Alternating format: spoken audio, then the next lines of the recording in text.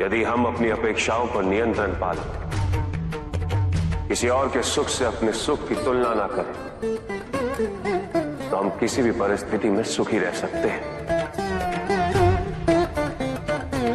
संसार में सबसे शक्तिशाली अस्त्र है प्रेम, धैर्य, करुणा, क्षमा। किंतु ये आज का ही सत्य नहीं, ये सत्य शाश्वत है। धनी व्यक्ति के पास जो भी अतिरिक्त धन होता है वो उसे दान करना चाहिए, उनके उद्धार के लिए जो अपनी मूल आवश्यकताओं को पूरा नहीं कर सकते।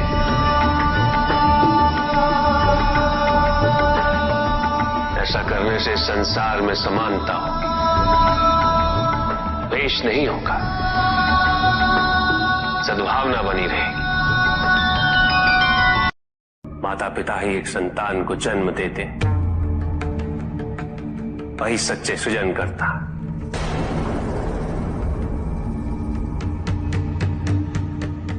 जो अपने माता पिता की निस्वार्थ सेवा करे, जो सच्चे वंश से उनकी श्रद्धा रखता है,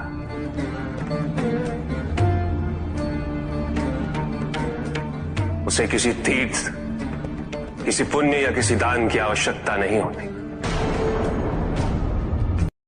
ये रहस्य नहीं कि प्रत्येक आत्मा मुक्ति की इच्छुक होती,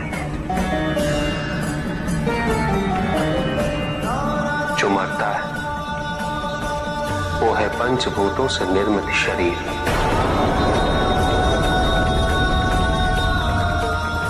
किंतु आत्मा तो अजर है, अमर है।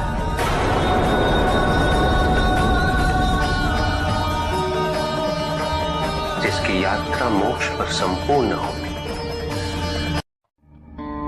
आत्मज्ञान का अमृत प्राप्त करने हेतु हलाल समान कष्ट व पीड़ा को सहना अनिवार्य है।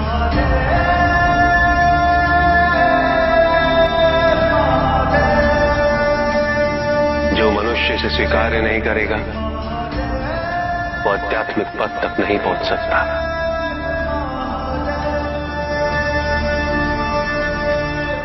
इसे स्वीकार्य किए बिना मनुष्य आध्यात्म पथ पर कभी सफल नहीं हो सकता।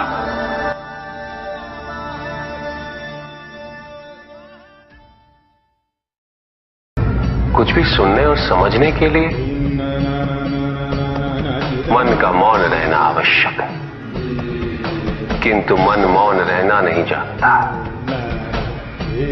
वो तो निरंतर कुछ ना कुछ कहता रहता है, प्रतिपद शब्दों का आक्रमण चलता रहता है मन पर,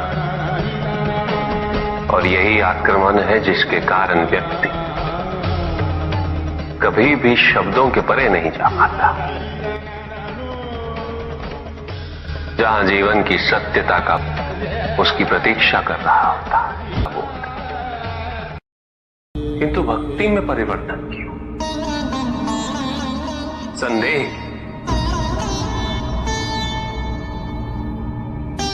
क्योंकि तुम्हारी भक्ति सदैव कुछ ना कुछ पाने की लालसा पे आधारित रहती है। ये भक्ति प्रेम नहीं, क्योंकि प्रेम कभी कुछ नहीं मांगता, केवल देता है बिना किसी प्रतिबंध के।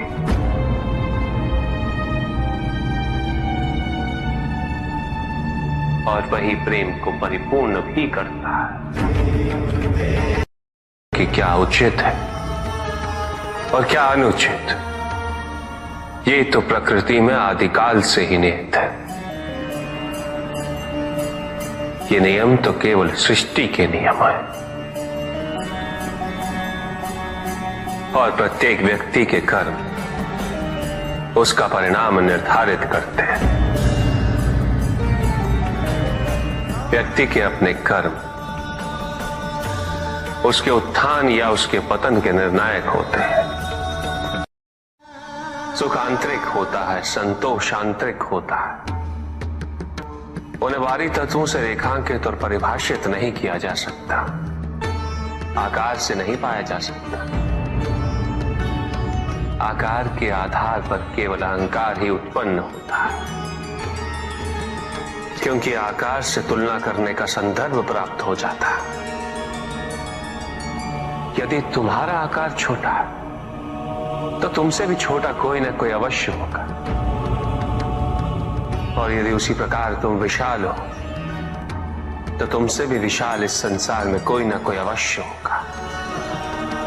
इसीलिए शरीर या आकार की तुलना करना कभी भी शाश्वत सुख का आधार नहीं बन सकता।